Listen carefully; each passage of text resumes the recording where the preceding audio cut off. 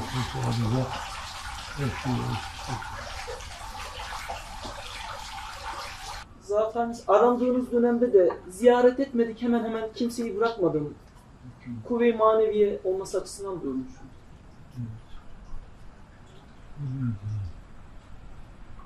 Askerler beni arıyordu. Bunda askerlerdeki arkadaşlarım da ziyaret ediyor.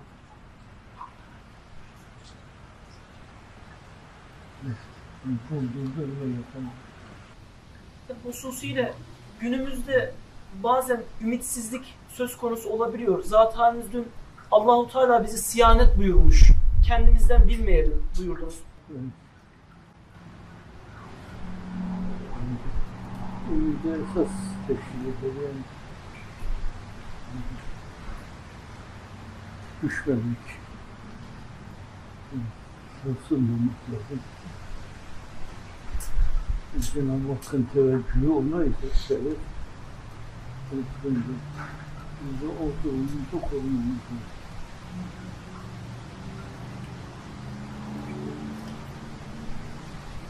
Ben kendim arkadaşlarım en zayıf olarak görüyorum.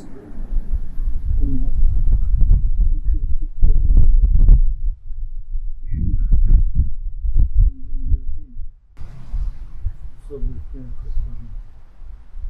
Sabır mebde itibariyle zehir zemberek neticesi itibariyle şeker sabır.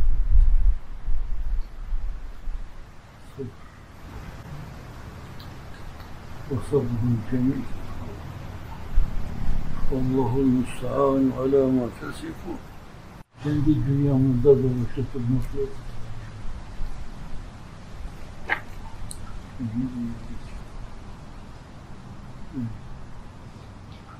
Bir şeyi tadmak için, bir şeyi duymak için, bir zevke ermek için bence her şeyi kendi dünyamızda aramamız lazım.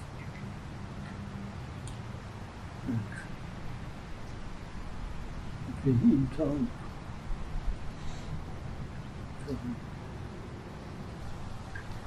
Zaten buradaki genel hava hususun kitap okumak için.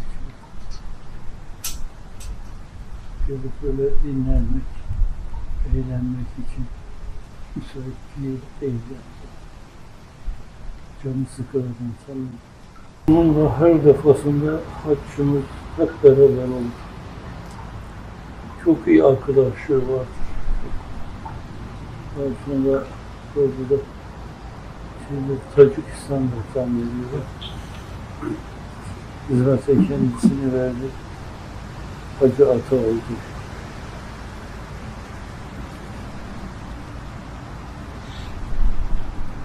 Evet, bazı insanlar var şöyle. Bunların yaptığı şeyler bir ordu yapamaz. Hacı Kemal'in şöyleydi ya.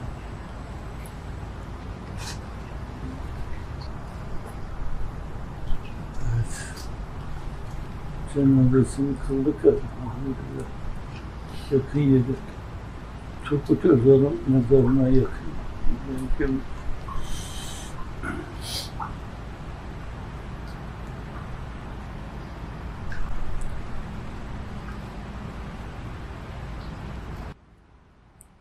Doktor ve ayaklar nasıl? İyi hocam. İlaçlar elhamdülillah iyi geldi. İlaçlar iyi geldi hocam, iyi. Evet. Böyle bir egzersiz falan yapma şeyi var mı?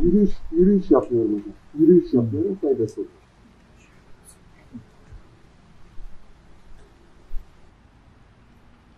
O yürüme mevzunu şimdi tüm tabipler bana da şey yapıyorlar ya, hep ısrarla. Her gün hiç olmasa bu kadar.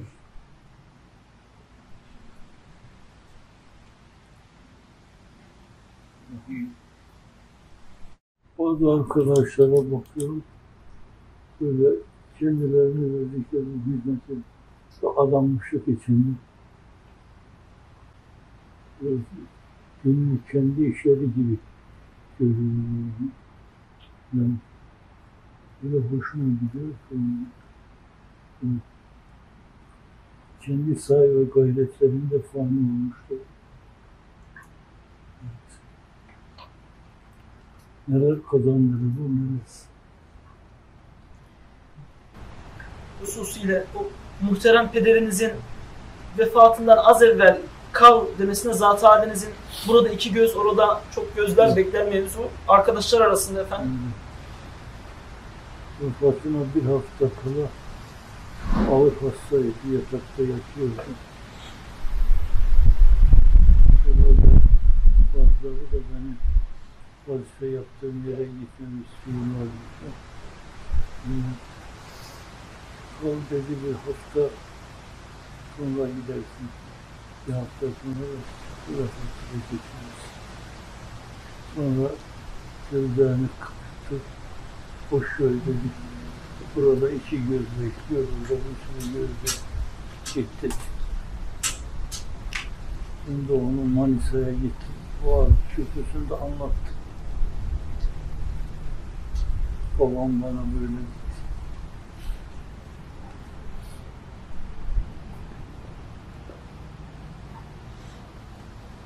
İlk yurt dışına açılımlarda da çoğu eşinin nişanlısını geride bıraktı. Çantasını aldı gitti. Evet. İlk muhacirler öyle yani. İlk muhacirler öyle. Dünyanın dörtte yanına. Öyle gidilmedik şekilde bu şekilde gidilmedik bir durum var. Fakat herkes gitti. Ve hadise oldu. Şimdi herkes ondan öyle bahsediyor. Hadise.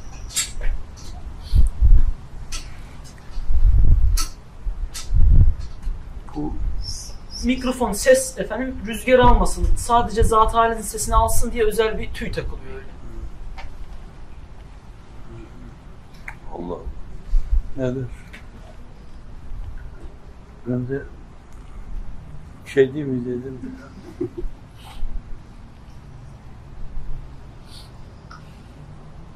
Yaz olması hasebiyle bugün dünyanın her yerinde efendim az çok bir yaz kampları da oluyor. Çok şükür. Her yaştan. Cenab-ı Hak bereket ihsan eylesin. Birilerini bin eylesin inşallah. Şu bir derdimiz yok. Bu kadar sıkıntı, böyle bela musibet çemberi içinde ömür geçirmek. Fakat zannediyor insan bu güzel arkadaşlar içinde böyle kendini görünce ne bahtiyar insan.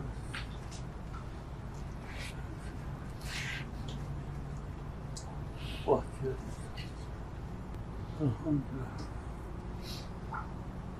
Öyle memnuniyet verici ki. Evet. Tahmin edemezsiniz. Unutuyorsunuz şu anda maruz kalan şeyi. Gece sabaha kadar uyuyamamışım hiç. Fakat unutuyorsunuz bunları.